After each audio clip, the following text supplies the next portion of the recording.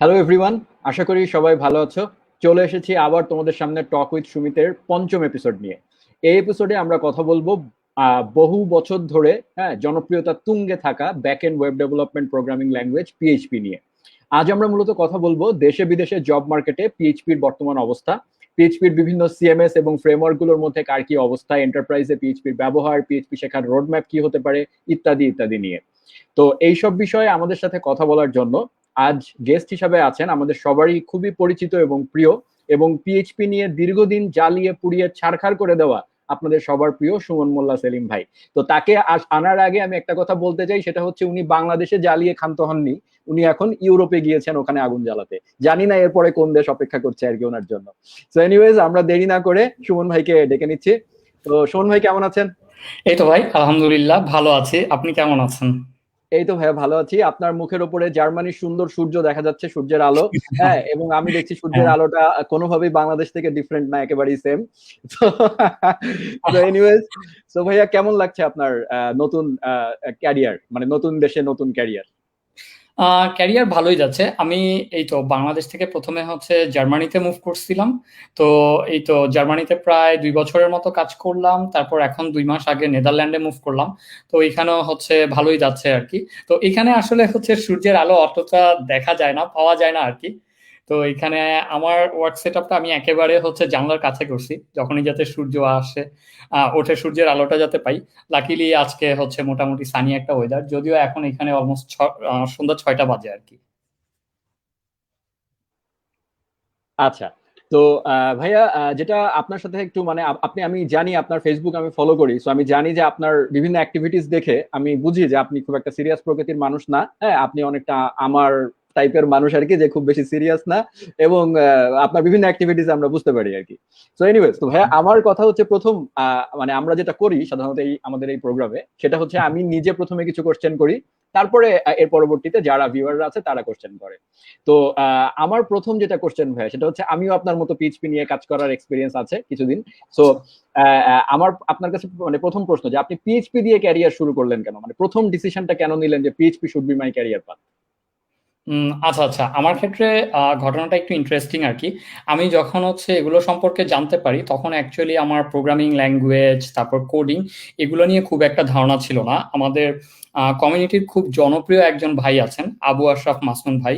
তো ওনার হচ্ছে 2008-9-এর দিকে পিএইচপি তে তৈরি করা একটা open source mobile forum community site ছিল, যেটা এক হিসেবে বলা চলে অলমোস্ট ফেসবুকের মতোই ছিল। আমরা পোস্ট করতে পারতাম, একজন আরেকজনের সাথে চ্যাট করতে পারতাম। তো ওই রকম একটা মোবাইল ফোরামে প্রথম আমি হচ্ছে মোবাইল পাওয়ার পর ইন্টারনেট যখন ব্যবহার করা শুরু করি, সাইন আপ করি।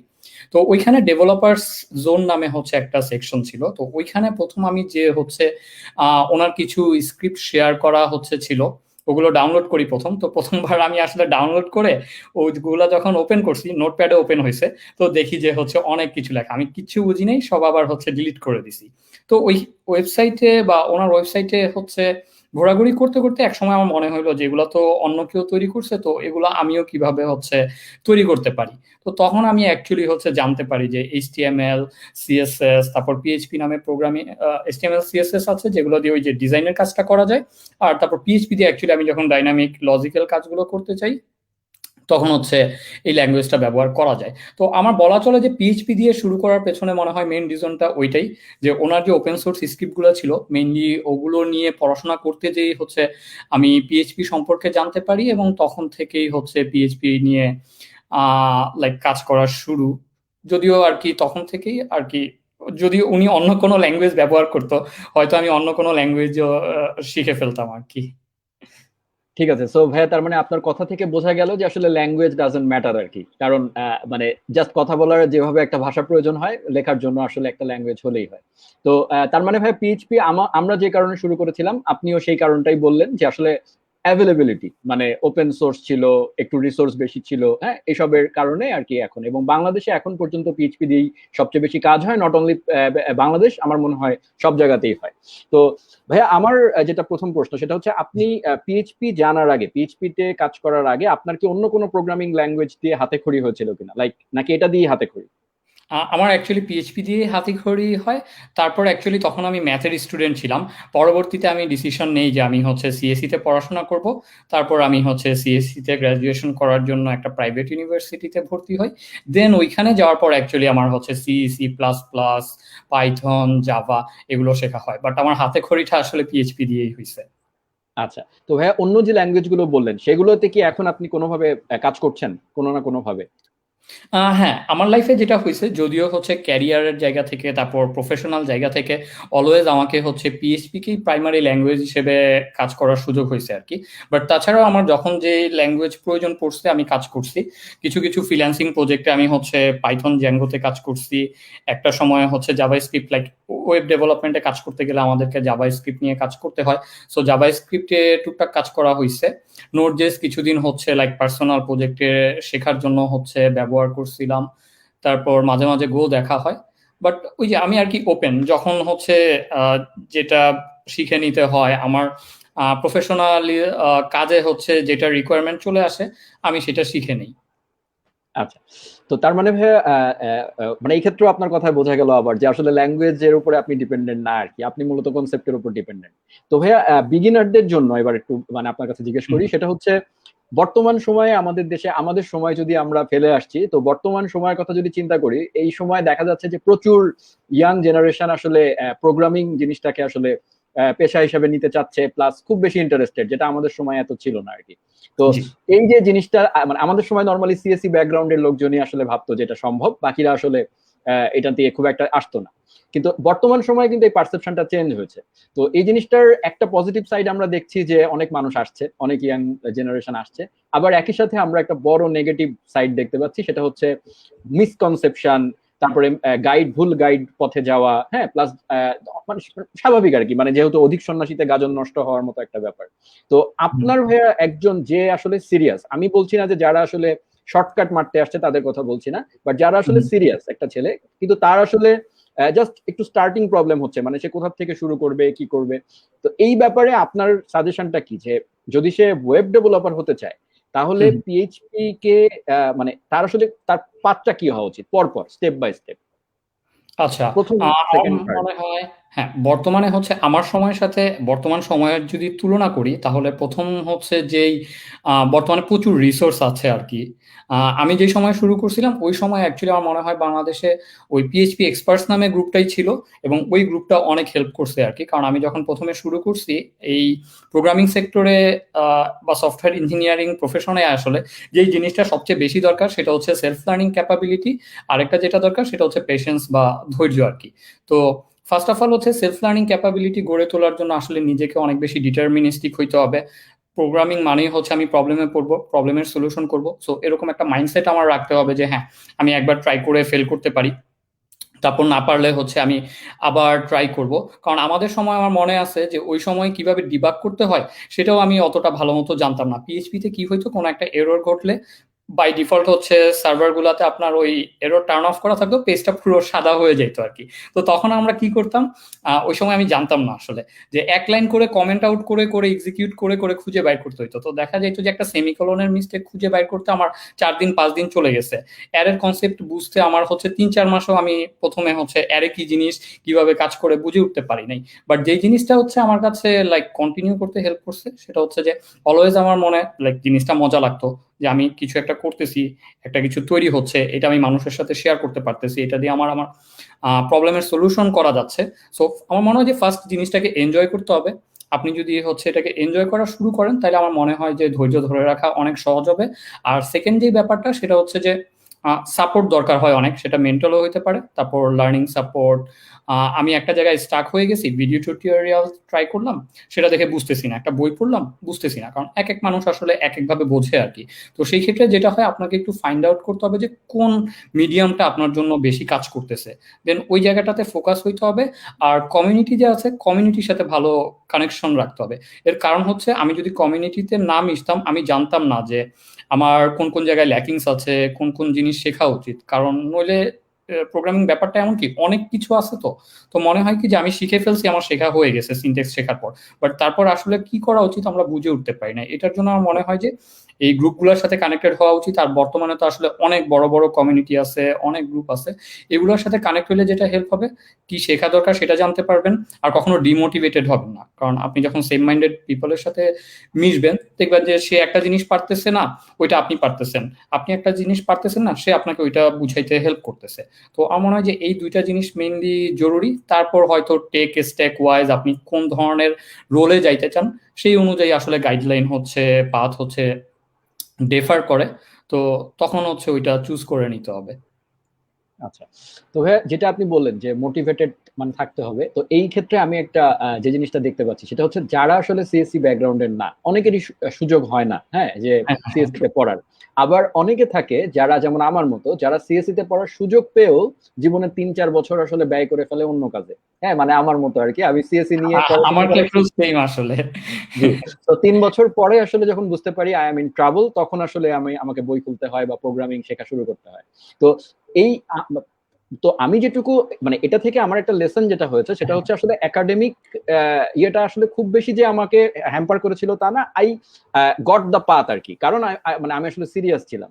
তো আপনি কি বিশ্বাস করেন ভাইয়া যে আসলে একজন সিএসসি ভার্সেস নন সিএসসি, হ্যাঁ, আসলে কি খুব বেশি ইয়ে করে, মানে পার্থক্য থাকে তার শেখার ইচ্ছা যদি থাকে, মানে এটা কি খুব আমি একটা কোনো একটা দেখি যে ব্যারিয়ার হয়ে দাঁড়ায়, এখানে বাধা হয়ে দাঁড়ায়?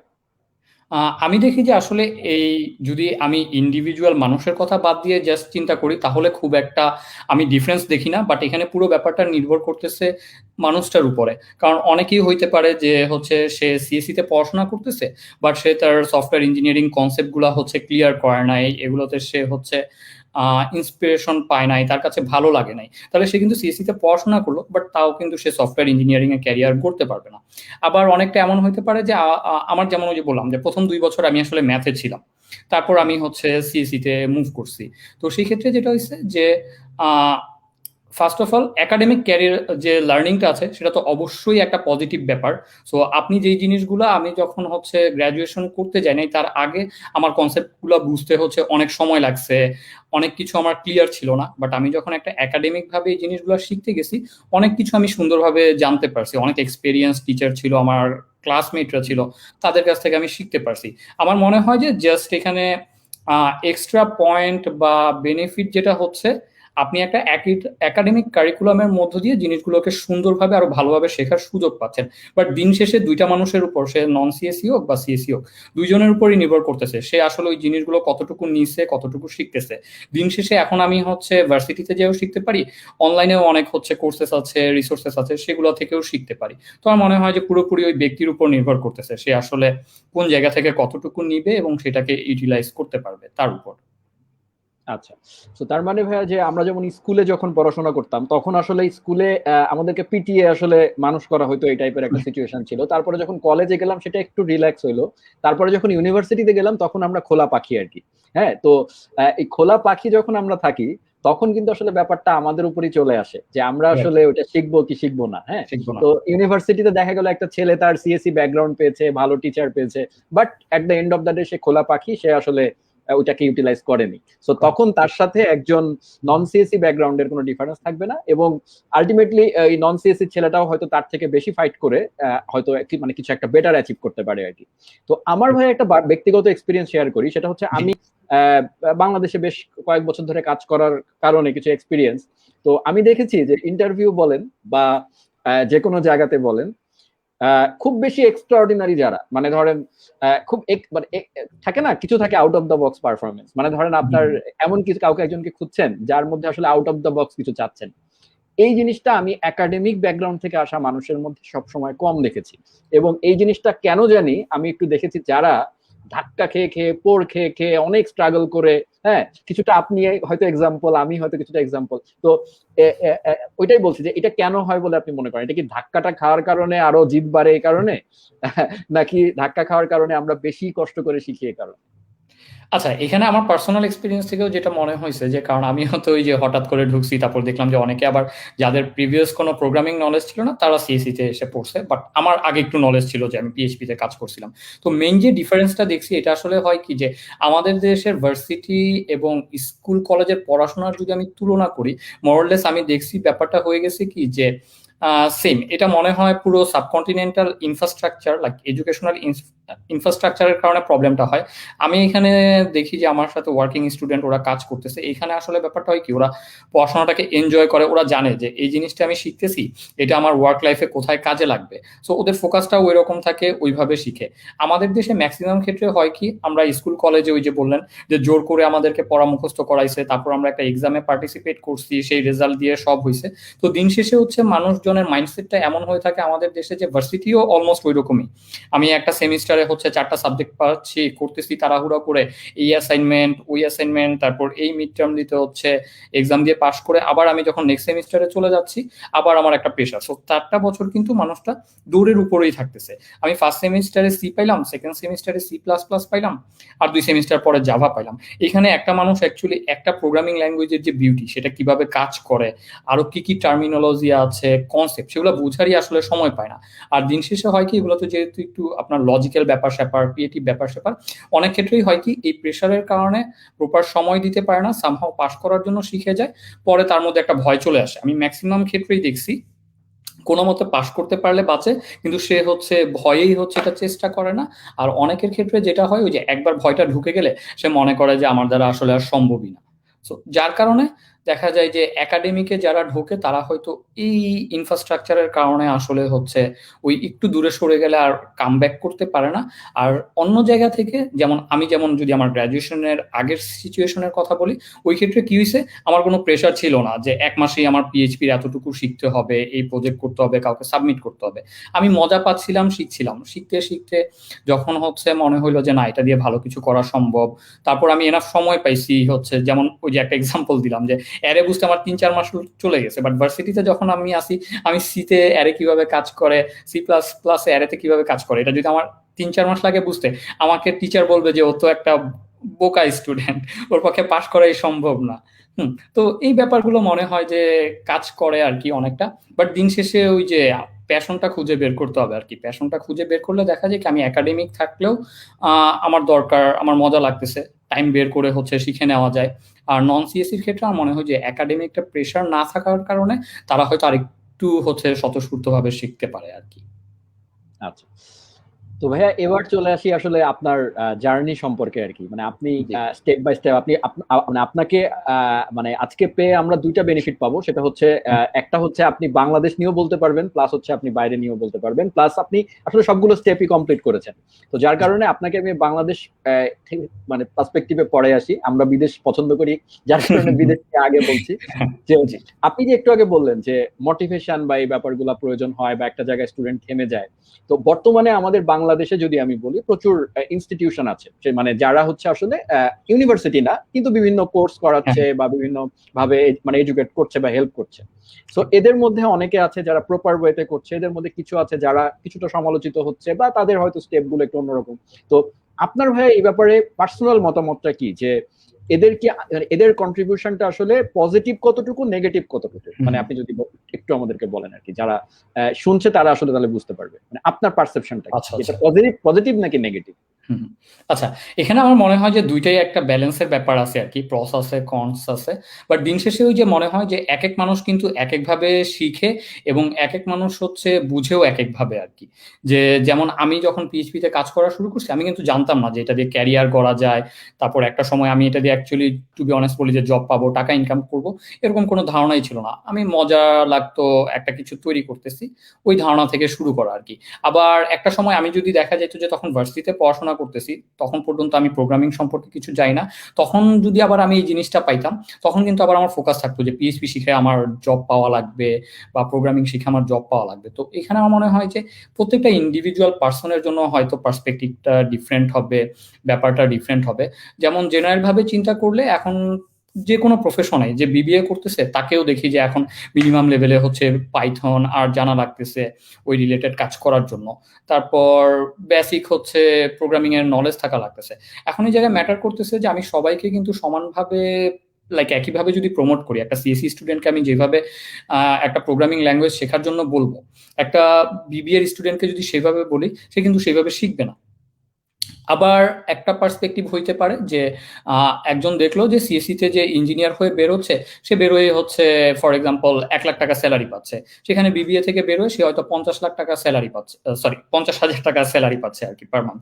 সো এই ক্ষেত্রে হচ্ছে তাহলে এখন কে কোনটাকে নিবে সেটা ম্যাটার করবে। একজনের কাছে যদি টাকা ইনকাম করা ফোকাস হয়, সে একভাবে ট্রাই করবে। এখন তার মধ্যে যদি ওইটা চলে আসে যে না, বিবিএ এর মতো সিএসসিও একটা সাবজেক্ট, এটাতে পড়লে 1 লাখ টাকা ইনকাম করা যায়, এটাতে পড়লে 50,000 টাকা ইনকাম করা যায়, এখন এতটুকু যদি চিন্তা চলে আসে তাইলে হচ্ছে প্রবলেম।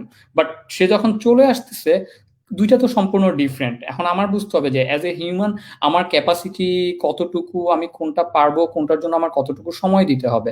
লাইক বিবিএ এর আমি কিছু যদি রুলস শিখে ফেলি, লাইক আমি যদি সিভিল ইঞ্জিনিয়ারিং এর কথাও বলি, ওইখানে দেখা যায় যে কিছু রুলস, তারপর থিওরি আমি শিখে নিলে যেটা হয়তো দেখা যায় যে নেক্সট 10 বছর 20 বছর সেম থাকবে, ওইটা ব্যবহার করে আমি হচ্ছে কাজ করতে পারবো। সো আমার লার্নিং কিন্তু লাইক স্কোপ কম থাকে এবং অতটা না শিখলেও হয়। বাট আমি যদি সিএসসির কথা আবার চিন্তা করি, আজকে আমি যে জিনিসটা শিখতেছি সেটা 1 সপ্তাহ পরে অবসলেট হয়ে যেতে পারে, নতুন ভার্সন চলে আসতে পারে, নতুন অনেক কিছু চলে আসতে পারে। সো আমার মনে হয় তো ফার্স্টে হচ্ছে এই চ্যালেঞ্জেস গুলো জানা দরকার একজন মানুষের, তারপর হচ্ছে ডিসাইড করা দরকার।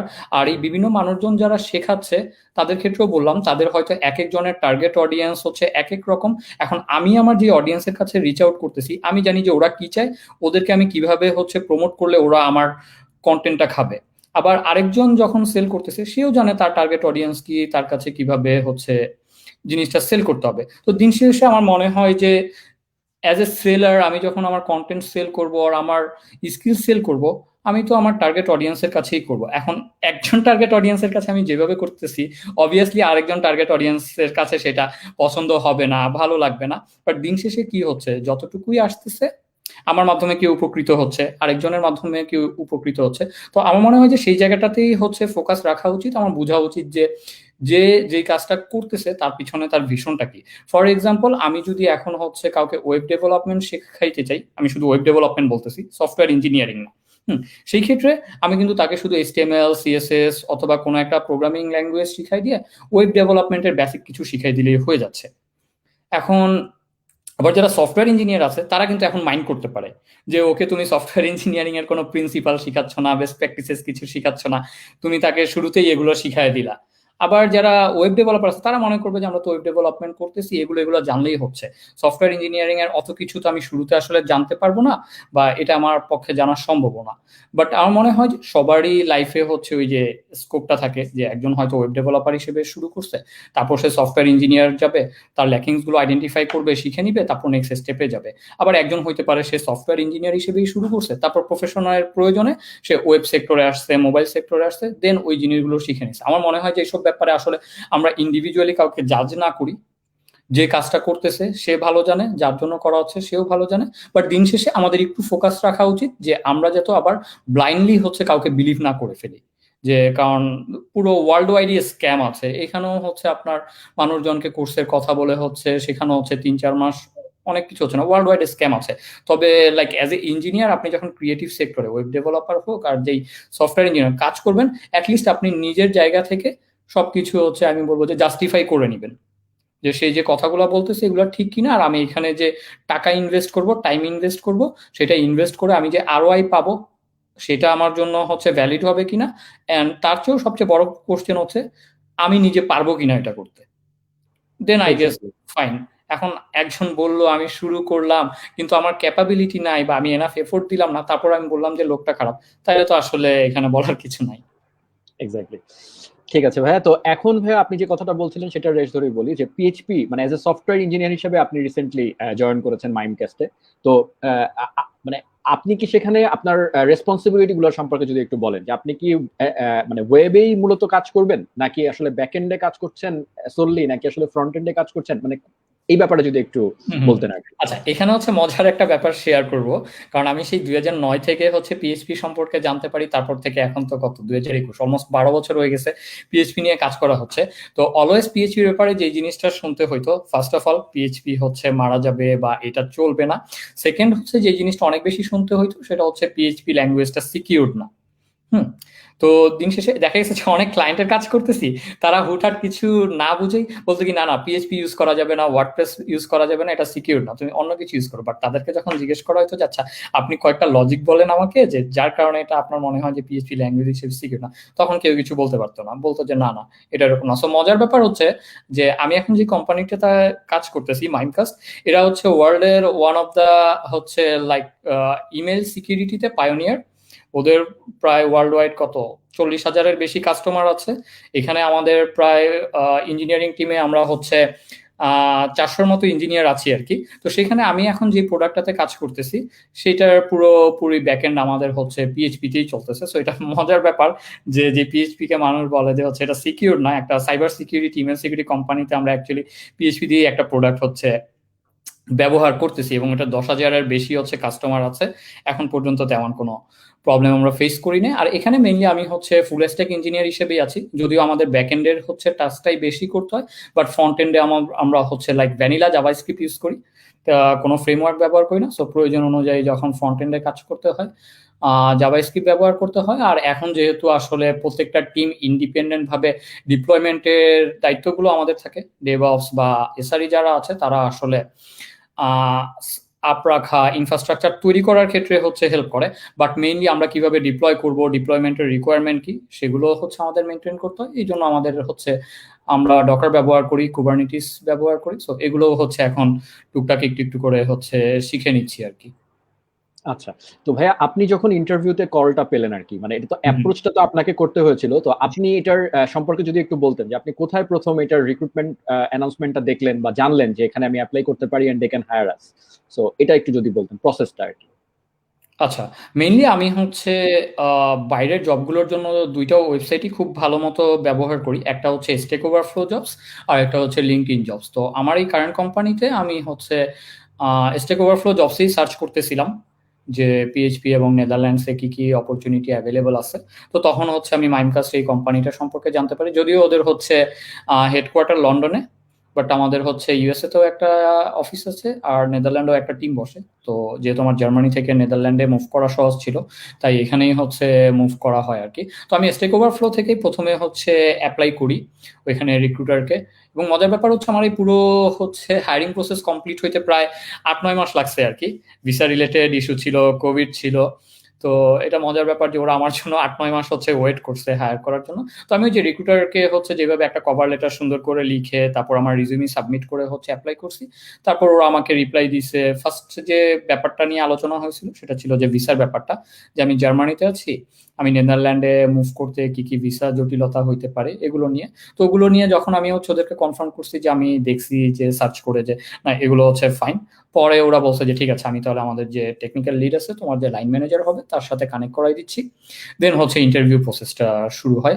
আর ইন্টারভিউ প্রসেস একটু বলে রাখি, যদিও হচ্ছে আমি সিনিয়র সফটওয়্যার ইঞ্জিনিয়ার হিসেবে অ্যাপ্লাই করছি এবং পিএইচপি এবং আমার ফুল স্ট্যাক হিসেবে কাজ করার কথা ছিল, বাট কোশ্চেনিয়ার হচ্ছে এবং আমার যে লাইক টাস্ক ছিল একটা, এবং ফেস টু ফেস ইন্টারভিউ ছিল 2-1.5 ঘন্টার টেকনিক্যাল ইন্টারভিউ, কোনোটাই কিন্তু তেমন ভাবে ল্যাঙ্গুয়েজ ফোকাস ছিল না। টাস্কটা যেটা করতে দিছিল ওইটা ওদের এক্সিস্টিং কোড বেস থেকে কিছু কোড দিছে, পিএইচপি ল্যাঙ্গুয়েজে ছিল। বাট এখানে যেই জিনিসটা ওরা পুরোপুরি হচ্ছে আপনার ট্র্যাক করছে সেটা হচ্ছে আমি ওপি কতটুকু বুঝি এবং সলিড প্রিন্সিপাল কতটুকু বুঝি। টাস্কটা ওরা ওইভাবেই ডিজাইন করছে যাতে আমার আসলে ল্যাঙ্গুয়েজ নলেজ কতটুকু আছে সেটা না, অ্যাকচুয়ালি আমার থিওরিটিক্যাল এবং কনসেপ্ট কতটুকু ক্লিয়ার আছে সেগুলো ওরা হচ্ছে খুব ভালোভাবে জাস্টিফাই করছে। এক্স্যাক্টলি। সো তার মানে ভাই ওই যে মানে আপনি অ্যাপ্লাই করেছিলেন পিএইচপি ইয়ে থেকেই, সো যার কারণে আপনাকে তাদের কোড বেস থেকে হয়তো বলেছিল। বাট আপনি কি আপনাদের কোম্পানিতে যে অন্যান্য রিক্রুটমেন্ট যারা হয় বা অন্যান্য ডেভেলপার যারা আছে সবসময় কি পিএইচপি বেসড রিক্রুটমেন্টই হয় নাকি সব ধরনের প্রোগ্রামিং ল্যাঙ্গুয়েজে আসলে রিক্রুটমেন্ট হয়? অ্যাকচুয়ালি আমি যদি বলি আমাদের হচ্ছে মোটামুটি বড় কোম্পানি, তো বললাম যে 400+ ইঞ্জিনিয়ার আছে, এর মধ্যে আসলে পিএইচপি টিমে আমরা খুব বেশি নাই। আমরা এখন মনে হয় অলমোস্ট 10 জনের কম আছি পিএইচপি প্রোডাক্টটাতে যারা কাজ করতেছি। বাট তাছাড়া আমাদের হচ্ছে এক একটা প্রোডাক্ট পুরোপুরি এক একটা আলাদা টিমের উপর দেয়া। তো ওই টিমের উপর নির্ভর করে যে তারা কোন টেকনোলজি চুজ করতে চায়। বাট আবার গ্লোবাল আমাদের হচ্ছে প্রত্যেকটা টিমের আবার আর্কিটেকচার প্ল্যানিং মিটিংও হয়, যেখানে হচ্ছে আমাদের যারা ইঞ্জিনিয়ারিং ম্যানেজার আছে, আর্কিটেক্ট আছে, তারা ডিসাইড করে আসলে যে কোন টিমের হচ্ছে কিরকম স্ট্রেংথ আছে, কোন হচ্ছে ইঞ্জিনিয়ারদের কোন ল্যাঙ্গুয়েজে হচ্ছে আপনার স্কিল সেটটা ভালো সেই অনুযায়ী তারা ডিসাইড করে। বাট আমাদের মেজর স্ট্যাক হচ্ছে আপনার জাভাতে। হ্যাঁ, জাভাতে আমার মনে হয় যে মোর দেন 70%। তারপর কিছু কিছু জায়গায় হচ্ছে আমাদের পাইথন আছে, আবার সি সি প্লাস প্লাসও কিছু কিছু জায়গায় আছে, কারণ আমাদের কিছু প্রোডাক্ট আছে যেখানে আমাদেরকে একেবারে কার্নেল লেভেলে, ওএস লেভেলে হচ্ছে কাজ করা লাগে। এক্স্যাক্টলি। সো আসলে কাজের ধরনের উপর ডিপেন্ড করে আসলে তারা স্ট্যাক চুজ করে আর কি। সো ডেফিনেটলি তার মানে আপনাকে যখন তারা রিক্রুট করেছে তখন কি তারা এক্সপেক্ট করেছে বা আপনাকে বলে দিয়েছে যে you have to work in PHP, or তোমাকে স্ট্যাক চেঞ্জ করতে হতে পারে, মানে এরকমও ভাইব আপনি পেয়েছেন? মানে আপনার কি মনে হয়েছে যে আসলে তারা কি বলতে চেয়েছে আপনাকে? আচ্ছা, ওইখানে তারা যে জিনিসটা দেখছে, ফার্স্ট অফ অল যেহেতু যখন হায়ার করে তারা তো জানে যে স্পেসিফিক কোন প্রোডাক্টের জন্য হায়ার করতেছে। সো আমাকে যেহেতু পিএইচপি প্রোডাক্টের জন্য হায়ার করতেছিল, সো তাদের ফোকাস ছিল যে যদি আমার পিএইচপি এবং লারাভেল রিলেটেড নলেজ থাকে তাহলে বেটার। আচ্ছা, আর তাছাড়া পুরো ওই যে অ্যাপ্লিকেশন প্রসেসের কথা যে বললাম, লাইক ইন্টারভিউ গুলো, সেখানে আসলে মোরলেস সবকিছু সবকিছুই জিজ্ঞেস করছে। হচ্ছে ওপি, সলিড প্রিন্সিপালস এবং টেস্টিং। এবং আমি বলবো যে পুরো 1 ঘন্টার হচ্ছে ইন্টারভিউ একটাতে তারা শুধু টেস্টিং নিয়ে আলোচনা করছে। টেস্টিং কেন দরকার, কিভাবে তারা করে, আমি কিভাবে করি, এগুলো নিয়ে। এবং আধা ঘন্টার একটা ইন্টারভিউ ছিল পুরোপুরি মাইন্ডসেট নিয়ে, এবং সেখানে তারা বোঝানোর চেষ্টা করছে যে টিমের মধ্যে ম্যাচিংটা কিভাবে জরুরি। আমার মনে হয় যে এটাও আমি একটু বলে দেই যে এটাও খুব জরুরি যে একটা টিমে যখন হায়ার করা হয় তারা আসলে সবসময় বেস্ট ইঞ্জিনিয়ারকেই হায়ার করতে চায় না। এখানে তারা একটা কম্বিনেশন ক্রিয়েট করার চেষ্টা করে। একজন হয়তো টিমে আছে পারফেকশনিস্ট, সে হচ্ছে একটা সেমিকোলন বা একটা ইন্টেন্ডেশন হয়েছে, সে হচ্ছে মার্জ রিকোয়েস্ট একসেপ্ট করবে না, এটা ঠিক করা লাগবে। আবার একটা ব্যাপার এমন হইতেছে আরেকজনের কাছে হচ্ছে এই পারফেকশনের চেয়ে ডেলিভারি দেওয়াটা গুরুত্বপূর্ণ আর কি। তো এগুলো নিয়ে হচ্ছে অনেক কথাবার্তা হয়েছিল। দিন শেষে আসলে ম্যাটার করে হচ্ছে আপনাকে বিজনেস এবং টেকের মধ্যে একটা ব্যালেন্স করার হচ্ছে মাইন্ডসেট রাখতে হবে। অলওয়েজ জাস্ট কোড আমি পারফেক্ট কিছু একটা তৈরি করব, এই মাইন্ডসেট থাকলেও হয় না আর কি। বাট এগুলো তারা হচ্ছে যাচাই করে দেখছে। এবং আমার টিমের কথা যদি আমি বলি, এখন আমার যে লাইন ম্যানেজার আছে সে হচ্ছে 9 বছর হচ্ছে ম্যাকাফিতে সিনিয়র ম্যানেজার ছিল। সো তাকে এখন আমি লাইন ম্যানেজার হিসেবে পাইছি। সো আই হোপ যে তাদের কাছ থেকে এখন অনেক কিছু শিখতে পারবো। আর ওই যারা বললাম, এক একজন এক এক, আর টিমের আসলে এক একজনের এক এক ধরনের অ্যাট্রিবিউট সম্পূর্ণ ডিফারেন্ট, মাইন্ডসেট সম্পূর্ণ ডিফারেন্ট। বাট এর মধ্যেই হচ্ছে আমাদেরকে একত্রিত হয়ে কাজ করতে, এবং এটাই হচ্ছে বিউটি।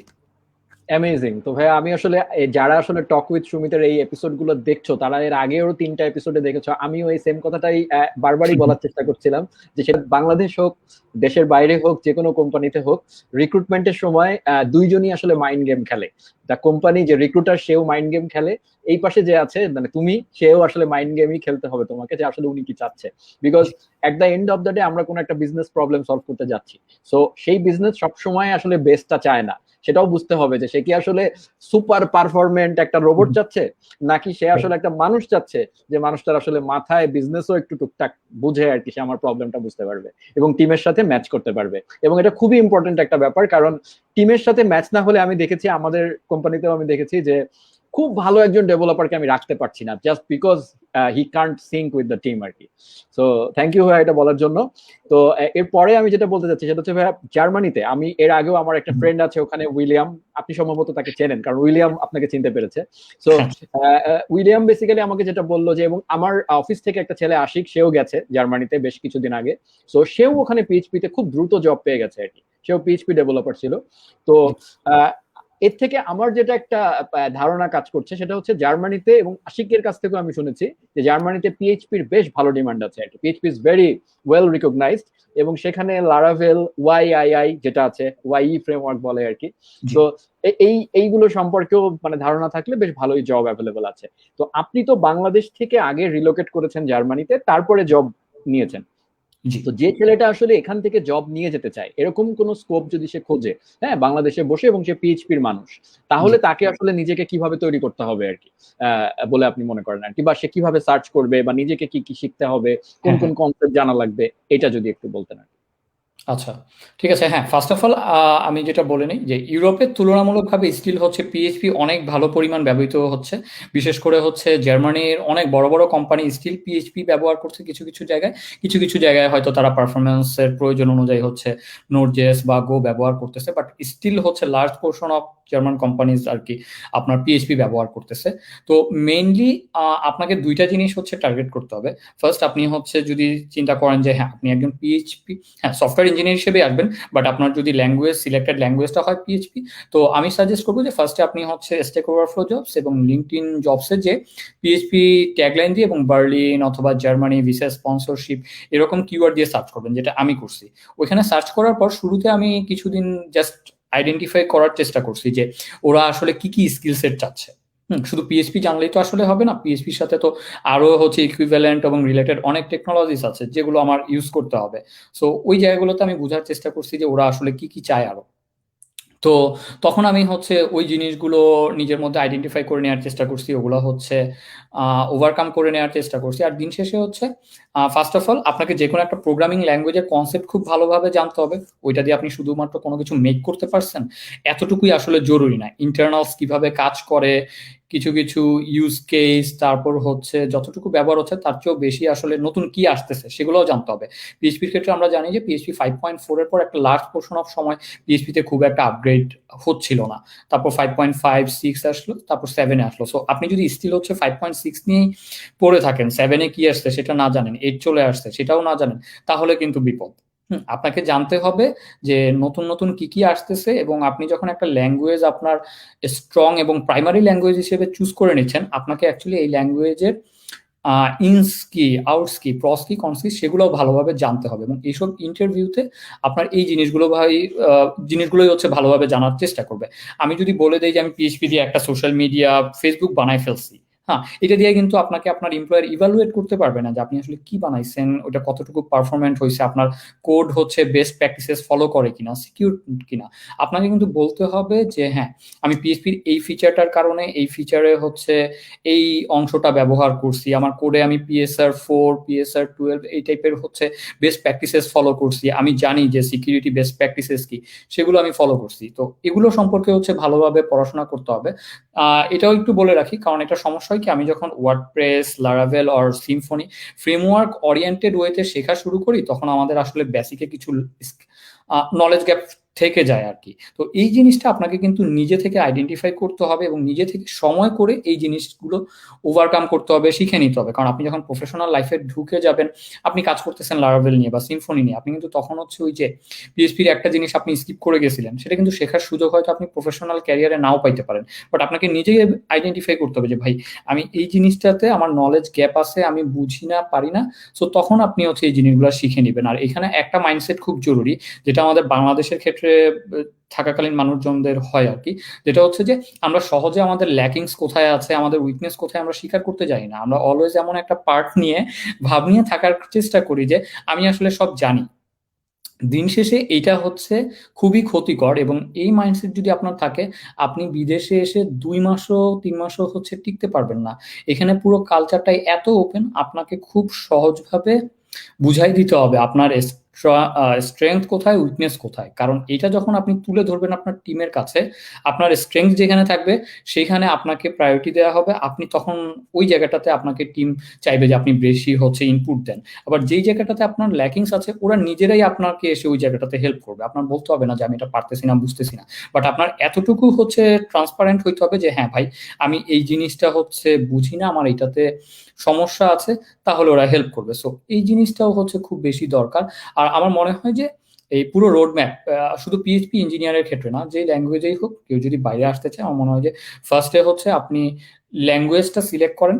ধরলাম আমি পিএইচপি সিলেক্ট করছেন, তারপরে এই ল্যাঙ্গুয়েজটা ভালো মতো শিখেন, এটাতে আপনার কিছু পোর্টফোলিও তৈরি করার চেষ্টা করেন। তারপর এগুলো দিয়ে যে তৈরি করা হচ্ছে ফ্রেমওয়ার্কগুলো আছে, ফ্রেমওয়ার্কের ইন্টারনাল কোড আপনি হচ্ছে রিড করেন।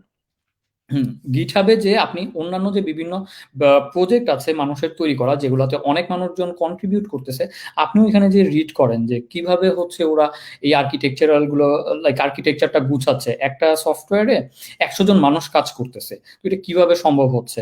তারপর একজন যখন কন্ট্রিবিউট করতেছে, কোডে কাজ করতেছে, সেটার ওয়েটা কি, কোড কমেন্ট কিভাবে করতে হয়, কি কি বেস্ট প্র্যাকটিসেস ফলো করতে হয়, গিটটা শিখে নেন। তারপর হচ্ছে আগে তো আমরা দেখা গেছে যে জাম্প ওয়াম্প ইনস্টল করেই হচ্ছে পিএইচপি প্রজেক্ট রান করে ফেলতাম, এখন আসলে এগুলাতে কাজ হবে না, আপনাকে এখন ডকার শিখে নিতে হবে।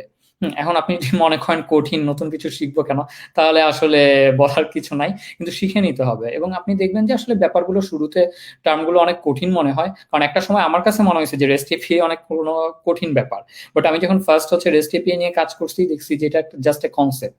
ওই রকম একটা ফ্রেমওয়ার্ক কঠিন মনে হবে, রতে কাজ করতেছেন, আপনি 1 সপ্তাহ কাজ করেন, দেখবেন যে আপনি মজা পাচ্ছেন। তো এগুলো শিখবেন, আর দিন শেষে আপনি যখন হচ্ছে এই ফোকাসটা তৈরি করে ফেলবেন এবং দেখবেন যে আপনি, হ্যাঁ, পিএইচপিতে স্পেসিফিক কাজ করতেছেন, কিছু প্রোডাক্টের কাজ করতেছেন, তারপর আপনি প্রচুর পরিমাণ জোর দিবেন সিস্টেম ডিজাইন, সিস্টেম আর্কিটেকচার আর হচ্ছে ডিজাইন প্যাটার্ন গুলোতে।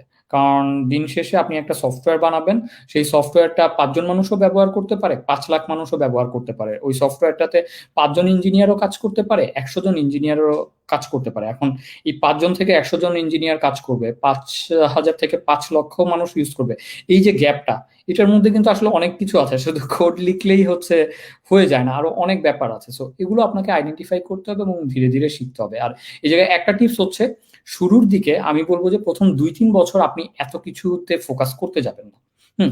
কারণ মানুষের ক্ষেত্রে হয় কি, যেটা আমার ক্ষেত্রে হয়েছে আর কি, যে প্রথম 3-4 বছর হয় কি, মনের মধ্যে একটা ভয় কাজ করে যে আমি মনে হয় এত কিছু শিখতে পারবো না, আমার দ্বারা হবে না। বাট আমি নিজেও জানি না, কাজ করতে করতে একটা সময় এসে আমার মাইন্ডসেট অটোমেটিক্যালি এমন হয়ে গেছে যে যাই আমাকে দেখ আমি শিখে নিতে পারবো। তো এটা আমার মনে হয় যে প্রত্যেকটা মানুষের ক্ষেত্রেই হচ্ছে প্রযোজ্য, যে ওই ব্যারিয়ারটা জাস্ট আপনি যখন অতিক্রম করে ফেলবেন, আপনার কাছে আর কোনো কিছুই কঠিন মনে হবে না, চ্যালেঞ্জ মনে হবে না। এক্স্যাক্টলি ভাইয়া, আসলে আমার এতক্ষণে মানুষের প্রশ্ন নিয়ে নেওয়ার কথা, বাট আপনার সাথে কথা বলতে ভালো লাগছে বলে আমি আসলে প্রশ্ন নিজে করে যাচ্ছি। তো আমি এখানে একটুখানি অ্যাড করব, সেটা হচ্ছে আমি আমার ঠিক রিসেন্ট একটা এক্সপিরিয়েন্স আপনাকে বলি, তাহলে হয়তো আপনি বুঝবেন। যেমন ধরেন সেটা স্ট্যাক যেটাই হোক, যেমন আমার রিয়াক্ট জেএস এর একটা সিরিজ আমি আমার লার্ন উইথ সুমিত চ্যানেলে করি। তো নর্মালি সবাই যেটা করে যে রিয়াক্ট জেএস এর ধরেন ফাংশনাল কম্পোনেন্ট দিয়ে করা যায়, ক্লাস বেসড কম্পোনেন্ট দিয়ে করা যায়। তো সবাই যেটা করে তার আগে ফাংশনাল কম্পোনেন্ট শেখায়, বিকজ এখন কেউ আর ক্লাস কম্পোনেন্ট ইউজ করে না। এটা সবাইকে সামহাও মাথায় ঢুকিয়ে দেওয়া হয়েছে। তো এখন আচ্ছা। তারা যখন আমি ক্লাস কম্পোনেন্ট দিয়ে তাদেরকে এটা বোঝাচ্ছি, ধরেন প্রথম 7-8টা টিউটোরিয়াল আমি খালি ক্লাস কম্পোনেন্ট নিয়ে বলে গিয়েছি। সো তারা ইনফ্যাক্ট ভিউই করে নাই, দেখেই নাই। হ্যাঁ, ম্যাক্সিমাম মানুষ দেখেই নাই, খুব বেশি এক্সাইটেড, ভাই রিয়াক্ট লাগবে রিয়াক্ট লাগবে। তারপরে যখন আপনি রিয়াক্ট দিলেন, তখন দেখলে আয় হায়, এই ব্যাটা তো এই ব্যাটা তো রিডাক্সও শেখায় না, এই ব্যাটা তো ফাংশনালও যায় না, শেখায় ক্লাস কম্পোনেন্ট, তার মানে মনে হয় কিছু জানে না। ঠিক আছে, দূর, অন্য জায়গায় যাই। সো ইউ হ্যাভ অপশনস, যে আসলে ইউটিউবে you can search another channel and you can go. But the problem is, এইটা বোঝাটা যে আসলে কে সঠিক পাথে শেখাচ্ছে। হ্যাঁ, মানে এক একজনের কাছে পাথ এক এক রকম হতে পারে। বাট ওই যে আপনি ভাইয়া একটু আগে যেটা বললেন যে আসলে প্যাটার্ন, ডিজাইন প্যাটার্ন বা এই জিনিসগুলা, যেমন যদি আমরা রিয়াক্ট ফ্রেমওয়ার্কের দিকে তাকাই, তাহলে দেখবো হাজার রকমের প্যাটার্ন আছে। এট the end of the day আপনি যে বললেন ভ্যানিলা জাভাস্ক্রিপ্ট আপনারা ইউজ করেন আপনাদের কোম্পানিতে, কোনো ফ্রেমওয়ার্ক ইউজ করেন না, যেটা আমার মনে হয় একটা $1,000,000 ইম্পর্টেন্ট কথা। সেটা হচ্ছে যে ফ্রেমওয়ার্ক ইউজ করলে আসলে আমাদের একটা গ্যাপ চলে আসে, মানে আমাদের আমরা অনেক সময় অনেক কিছু স্কিপ করে যাই। যেমন ওপি না শিখে হয়তো আমরা ফাংশনাল অ্যাপ্রোচে চলে যেতে পারি আর কি। সো ওই জন্যই আমি বলছিলাম যে আসলে এটা খুবই ইম্পর্টেন্ট, এবং এই জিনিসটা আসলে কোনোভাবেই আসলে মানুষকে বোঝানো যাচ্ছে না। এবং যেটা হয় যে অনেক সময় যেটা ইউনিভার্সিটিতে বা একাডেমিক কারিকুলামে একটা ছেলে আসলে বাধ্য হয় ওপি শিখতে, বিকজ তাকে ওপি দিয়ে শেখানো শুরু করবে, তাকে জাভা শিখাবে, so you will be forced to do that. But যখন আপনি সেলফ লার্নিং করছেন, তখন আপনাকে আসলে কনস্ট্যান্টলি নিজের সাথে ফাইট করে যেতে হয় যে না, আমি আসলে আমার সামনে আউটপুট ঝকঝক করতেছে, আমি সেই আউটপুটটা ধরবো নাকি আসলে কি করবো আর কি। সো এনিওয়েজ ভাই, আমি আসলে জাস্ট আপনার সাথে একটু কথা বলে নিলাম, এখন আমরা একটু ইউজারদের কোশ্চেন নেই। তো ভাই আমি সবার আগে একটা নিজের কোশ্চেনই বলে রাখি, সেটা হচ্ছে ইংলিশ নিয়ে আর কি সবার একটা ভয় আছে, যে আপনি যেহেতু বাইরের কান্ট্রিতে আছেন এবং ইন্টারভিউ ফেস করেছেন, সো ইংলিশ প্রফিসিয়েন্সিটা আসলে কতটুকু ইম্পর্টেন্ট, এবং আপনার কি মনে হয় যে যার আসলে প্রফিসিয়েন্সি কম কিন্তু ভালো প্রোগ্রামিং পারে, তার কি আসলে অ্যাপ্রোচ করা উচিত কিনা, বা করলে সে কিভাবে করবে? আচ্ছা, এখানে হচ্ছে আমার এক্সপেরিয়েন্স থেকে আমি যেটা দেখছি আসলে, এখানে হচ্ছে যে জিনিসটা ম্যাটার করে সেটা হচ্ছে কমিউনিকেশন। হুম। এখন আপনাকে একেবারে শুদ্ধ আইএলটিএস 9 যে পাইছে তার মতো ইংলিশ বলতে হবে এরকম কিছু না। লাইক আপনি যতক্ষণ পর্যন্ত ইংলিশ ওয়ার্ড ব্যবহার করে আপনার ওই পাশে যে মানুষটা আছে, আপনার যে কলিগ আছে, ইন্টারভিউয়ার আছে, তাদেরকে আপনার মনের ভাবটা প্রকাশ করতে পারবেন এবং সে যে জিনিসগুলো বলতেছে সেটা আপনি বলতে পারবেন, ততক্ষণ পর্যন্ত হচ্ছে কোনো সমস্যা নাই। এবং আমি এটাও বলতে পারি যে লাইক আমাদের যে সাবকন্টিনেন্টের যারা আছে ইংলিশে কথা বলে এখানে এসে কাজ করতেছে, তাদের ইংলিশ এখানকার ইউরোপিয়ানদের ইংলিশের চেয়ে অনেক ভালো। এখানে অনেকে আছে স্পেন, তারপর আপনার ইটালি, রাশিয়া থেকে আসতেছে। তাদের ইংলিশের অবস্থা অ্যাকচুয়ালি আমি টু বি অনেস্ট বলবো আমাদের বাংলাদেশের ইংলিশের চেয়ে অনেক বাজে। বাট দিন শেষে যেই জিনিসটা ম্যাটার করে সেটা আমি দেখছি যে আপনার কমিউনিকেশন আপনি করতে পারতেছেন কিনা, নিজেকে এক্সপ্রেস করতে পারতেছেন কিনা, এতটুকু করা গেলেই হচ্ছে এনাফ। আর কিছু কিছু ক্ষেত্রে রিটেনটা ভালো, যাতে ভালো হয় যে আপনি যখন লিখতেছেন সেটাতে যাতে স্পেলিং মিস্টেক গুলো না থাকে আর কি, এরকম হইলেই এনাফ। আর এখানে খুব টু বি অনেস্ট আরো যদি ফ্র্যাঙ্কলি আমি বলি, অনেক সময় হয় যে আমরা কথা বলতেছি, কথা বলতে বলতে আমি হচ্ছে ইংলিশ ওয়ার্ডটা কি বলবো সেটা জানি না, এবং এটা নিয়ে মানুষজন হচ্ছে কোনো প্রকার কোনো মাইন্ড করে না। ইভেন ওরাই মাঝে মাঝে হচ্ছে কথা বলতে বলতে বলে আচ্ছা এটার ইংলিশ ওয়ার্ডটা যেন কি আসতেছে না, অনেকক্ষণ চুপচাপ থাকে, তারপর হয়তো মনে পড়লে বলে, না পড়লে বলে আচ্ছা বাদ দাও আমরা কন্টিনিউ করি। হ্যাঁ, এটা হচ্ছে একটা ব্যাপার। আর সেকেন্ড হচ্ছে অ্যাকসেন্ট।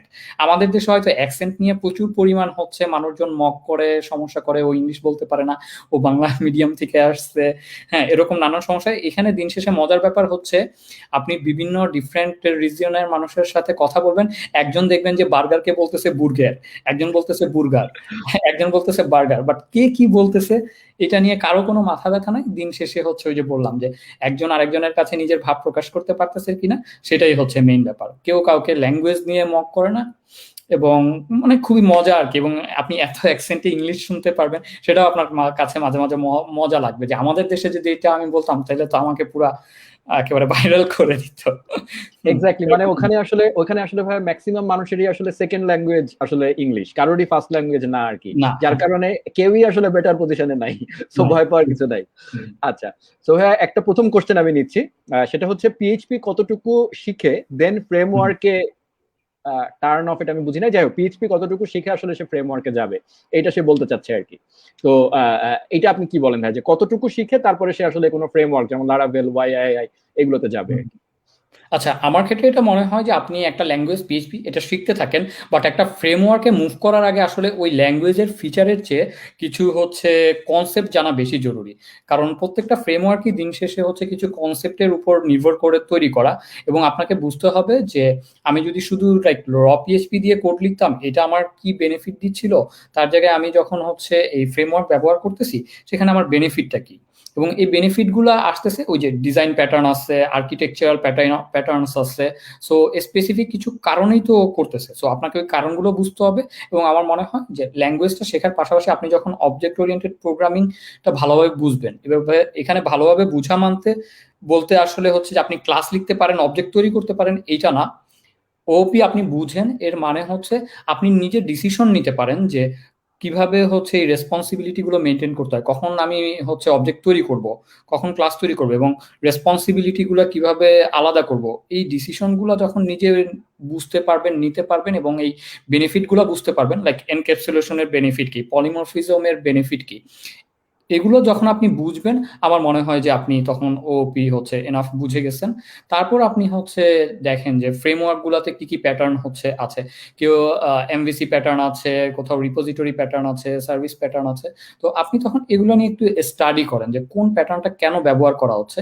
এবং এখানে ফ্র্যাঙ্কলি বলে রাখি যে অ্যাট এ ফার্স্ট গ্লান্স আপনি যখন এগুলো নিয়ে পড়াশোনা করবেন প্রচুর কমপ্লেক্স মনে হবে, অনেক কিছুই মেক সেন্স করবে না, বাট আপনি জাস্ট বোঝার চেষ্টা করেন যে কোনটা কেন ব্যবহার করা হচ্ছে। তারপর যখন আপনি কাজ করা শুরু করবেন অনেক কিছুই অটোমেটিক্যালি আপনার মাথায় চলে আসবে। বাট আমার মনে হয় যে ল্যাঙ্গুয়েজ কতটুকু শিখবেন এটার চেয়ে আসলে এই কনসেপ্টগুলো ক্লিয়ার হওয়া বেশি জরুরি। এগুলো যখন আপনার ক্লিয়ার হয়ে যাবে এবং আপনি যখন একটা ফ্রেমওয়ার্কের কোড দেখবেন, ওই ফ্রেমওয়ার্কে কাজ করবেন, আপনার যখন মনে হবে যে না হ্যাঁ এখন আমি ফ্রেমওয়ার্কের কিভাবে কাজ করে বুঝতেছি, কোনটা কেন ব্যবহার করা হচ্ছে এটা বুঝতেছি, তখনই আমার মনে হয় যে আপনি হচ্ছে যে কোনো একটা ফ্রেমওয়ার্কে সুইচ করতে পারেন।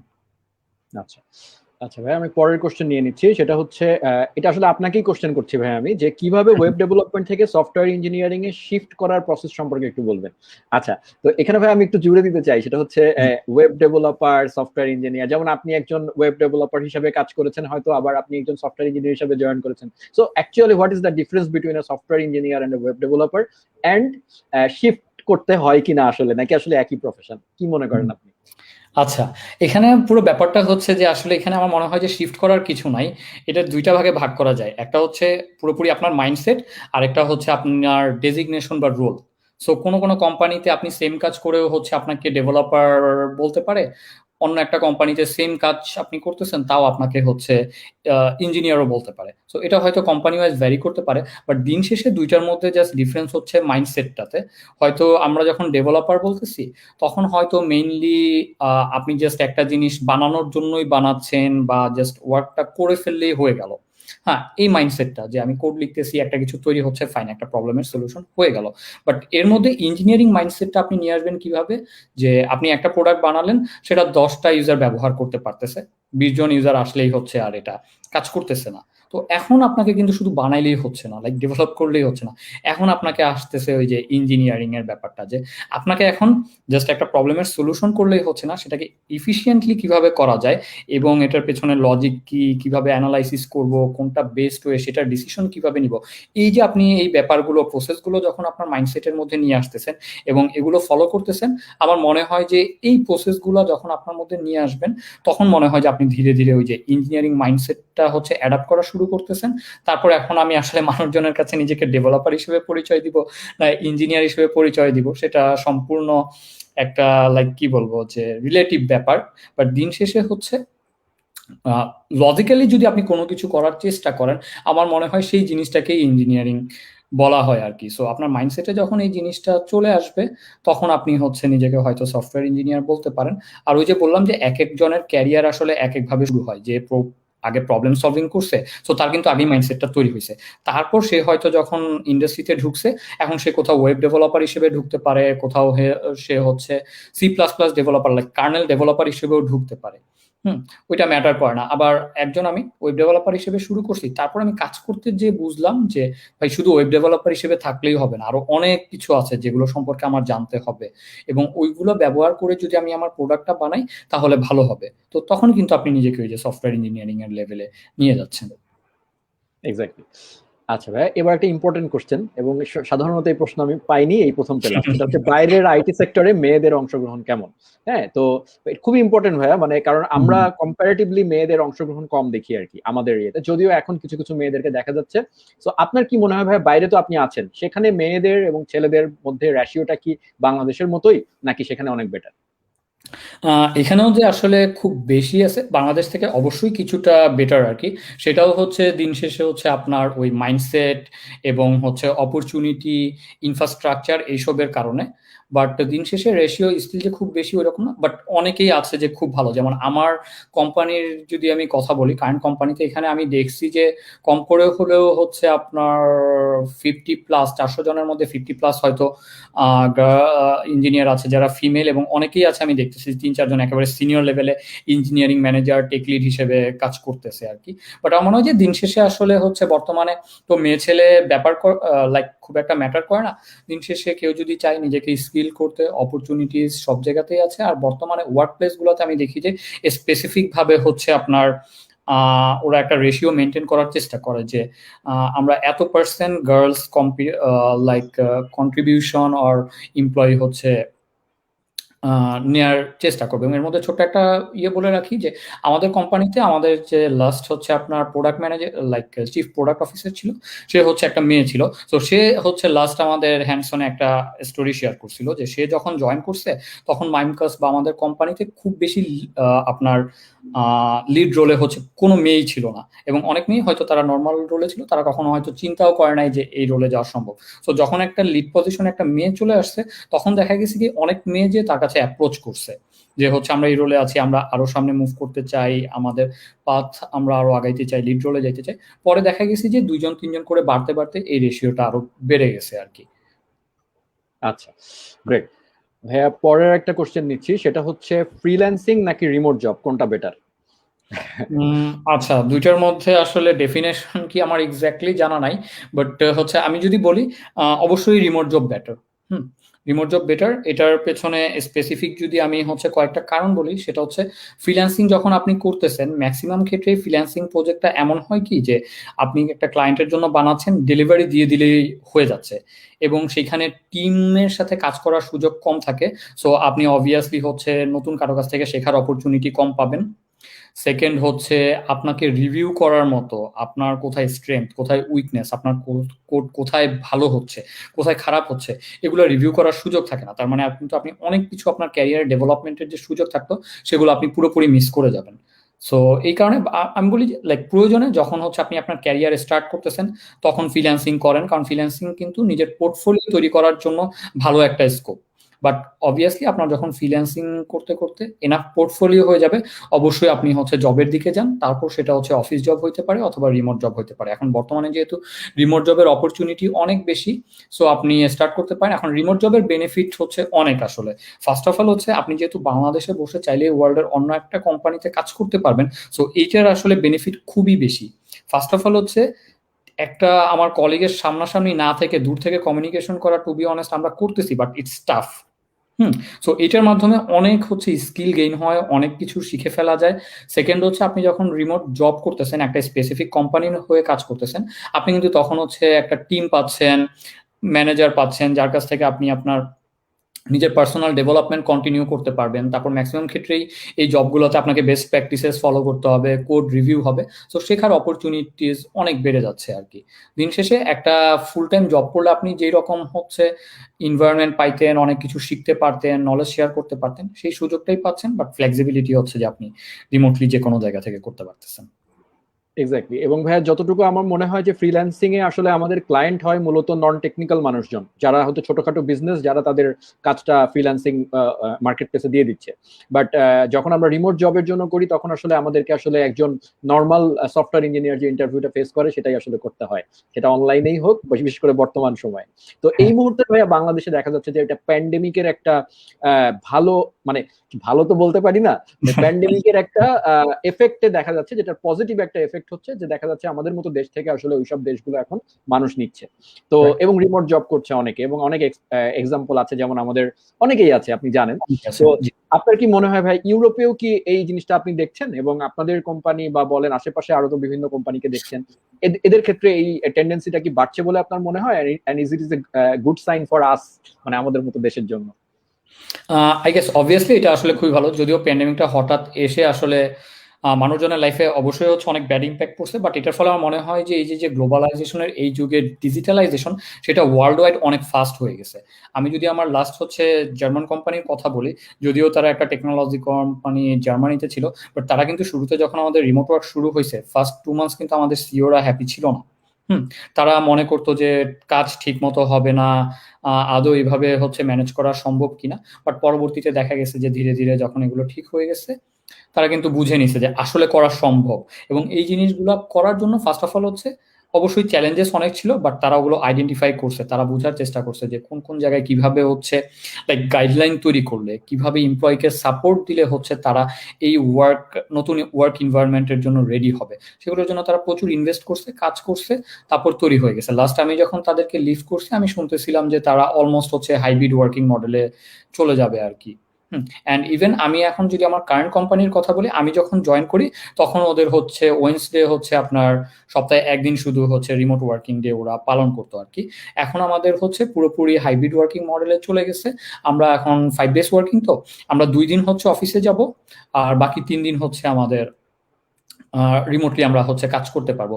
এবং কিছু কিছু পার্সনের ক্ষেত্রে লাইক আপনার রোলটা যদি এমন হয় যে 100% রিমোটলি কাজ করা পসিবল, এবং আপনার লাইন ম্যানেজার এবং কোম্পানির যে অন্যান্য রুলস রেগুলেশন আছে সেগুলো হচ্ছে ফুলফিল করে, তাহলে আপনাকে হচ্ছে 100% রিমোটলি ওয়ার্ক করার ওরা হচ্ছে অনেকজনকে পারমিশন দিচ্ছে।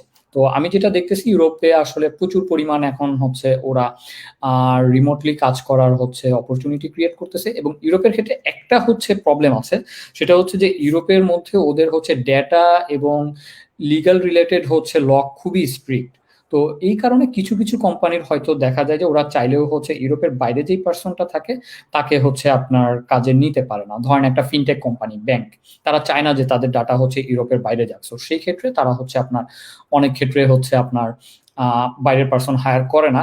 বাট এটাও আবার এখন বর্তমানে এই কোভিড আসার পর ওরা সলভ করে ফেলতেছে। লাইক আমার কোম্পানিতে যখন আমি কাজ করি, তারা আমাকে স্পেসিফিক একটা ল্যাপটপ দিয়ে দিছে, যেটা শুধু আমি হচ্ছে ওই আমার কোম্পানির কাজের জন্যই ব্যবহার করি। তারপর আমি যখন কোম্পানির নেটওয়ার্কে অ্যাক্সেস করতেছি, আমি ভিপিএন দিয়ে একটা সিকিউর টানেলের মধ্য দিয়েই হচ্ছে অ্যাক্সেস করতেছি। সো অ্যাজ ইফ আমি হচ্ছে আমার কোম্পানির অফিসে বসেই কাজ করতেছি। তো এরকম অনেক টেকনোলজি ব্যবহার করেও হচ্ছে মানুষজন আসলে রিমোট ওয়ার্কের অপরচুনিটি আরো ভালোভাবে ক্রিয়েট করতেছে। সো বোঝাই যাচ্ছে যে আসলে প্রোগ্রামারদের জন্য আসলে সুদিন অপেক্ষা করছে, আরো সুদিন আসছে আর কি। তো ভাইয়া, সুদিনের মধ্যে আমি একটা ছোট্ট জিনিস আপনার মতামত জানতে চাই। যদিও তার, আচ্ছা, আমার মতামতের আগে আমি একটা ইম্পর্টেন্ট কোশ্চেন আগে নিয়ে নিই। সেটা হচ্ছে শরীফ রহমান, সে বলছে যে do you tell me how big companies like Upwork build their app like PHP or framework. আচ্ছা, সে বলতে যাচ্ছে ভাই বড় মানে কোন সিস্টেম যখন বানাতে হয়, সেই ক্ষেত্রে র র পিএইচপি প্রেফার করবেন আপনি নাকি ফ্রেমওয়ার্ক প্রেফার করবেন? আচ্ছা, এখানে দিন শেষে হচ্ছে আমি বলে দেই যে ফ্রেমওয়ার্ক চুজ করার পেছনের রিজনটা কি। ফার্স্ট অফ অল হচ্ছে আপনি যখন র পিএইচপিতে কোড করবেন, সেটা হচ্ছে অবশ্যই হচ্ছে ওয়েল অর্গানাইজড হবে না। লাইক ফ্রেমওয়ার্ক কখন হচ্ছে ওইটা, যখন আপনি বেস্ট প্র্যাকটিসেস গুলো, ওই ডিজাইন প্যাটার্ন গুলো ফলো করে একটা নিজের, লাইক আমার টিম বুঝবে কোথায় কিভাবে কাজ করতে হবে, কিছু আমি স্ট্যান্ডার্ড নর্মস হচ্ছে নিয়ে আসতেছি, ওইটাকে আমরা ফ্রেমওয়ার্ক বলতেছি। এখন হচ্ছে সেটা লারাভেল হইতে পারে, সিম্ফনি হইতে পারে, আবার অনেক বড় বড় কোম্পানি তারা কিন্তু নিজেদের মতো করে হচ্ছে ফ্রেমওয়ার্ক তৈরি করে নেয়, যেটাকে আমরা হয়তো ফ্রেমওয়ার্ক বলতে পারি, বাট তারা কিন্তু নিজেদের সুবিধার জন্য যেভাবে কোড লিখলে ওয়েল অর্গানাইজড হবে, টেস্টেবল হবে, পুরো টিম বুঝবে।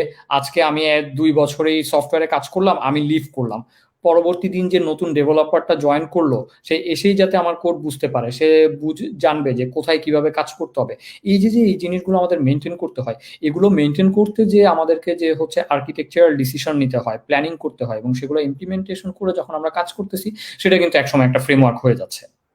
তো আসলে বড় প্রজেক্টে কাজ করতে গেলে সেটা র পিএইচপি ল্যাঙ্গুয়েজ কোনো কিছুই ম্যাটার করে না। দিন শেষে প্রত্যেকটা কোম্পানি হচ্ছে তাদের কোম্পানি বা টিমই কিন্তু তাদের একটা স্ট্রাকচার বা ফ্রেমওয়ার্ক তৈরি করেই কাজ করতেছে। এক্স্যাক্টলি। এবং আমার মনে হয় এত বড় প্রজেক্ট যেটার এক্সাম্পল সে দিয়েছে আপওয়ার্ক, সেটা আসলে একটা টেকনোলজির উপরে বেস করে তৈরি করা না।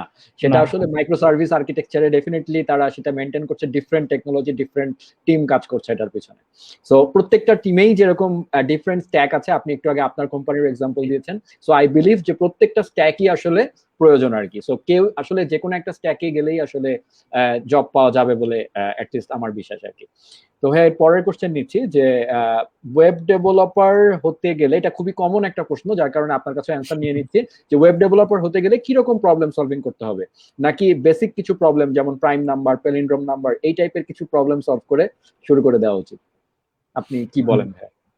আচ্ছা, আমার পার্সপেক্টিভ থেকে এটা যে দিন শেষে হচ্ছে আসলে আপনি প্রাইম নাম্বার, প্যালিন্ড্রোমিক নাম্বার বা কোনটার সলিউশন করছেন সেটা লাইক ম্যাটার করে না। ম্যাটার করে হচ্ছে যেটা যে আগে আপনাকে বুঝতে হবে যে লাইক প্রবলেম সলভিংটা কেন দরকার। সেটা হচ্ছে যে একটা ওয়েব ডেভেলপার এবং একটু যদি বলি যে সফটওয়্যার ইঞ্জিনিয়ার, হ্যাঁ, তাদের মূল কাজটা কি? প্রবলেমের সলিউশন করা।